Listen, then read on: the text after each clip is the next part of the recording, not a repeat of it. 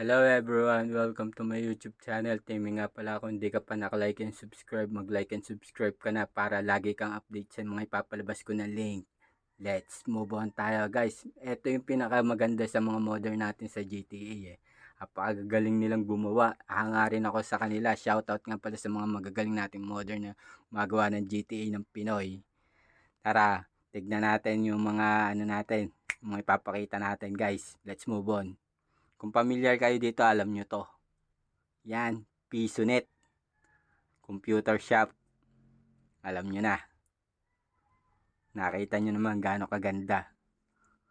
PisoNet, oh. Kung saan may trash token. Pizza Hut. Nakita nyo guys. Chowking. Meron din tayong Jeep. Jollibee.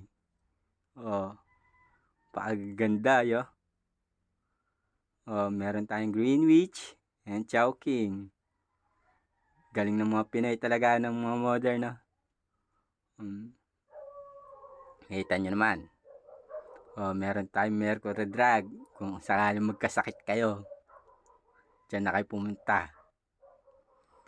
May McDonald's din tayo. Pure Gold kung gusto nyo mag-mall. May SM Manila City tayo. Mag-shopping na kayo. Samsung Mobile. Kung wala kayong gasolina, pag-gasolina kayo. Gagaling nga guys eh. Shoutout nga pala sa mga modern natin dyan. 7-Eleven guys, may alak dyan. Red Horse. Philippines. Plug natin Philippines. Jose Rizal. GMA Network. Galing na. Manila's Finest.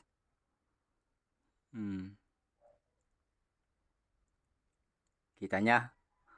Angel's Burger. Lotto Outlet.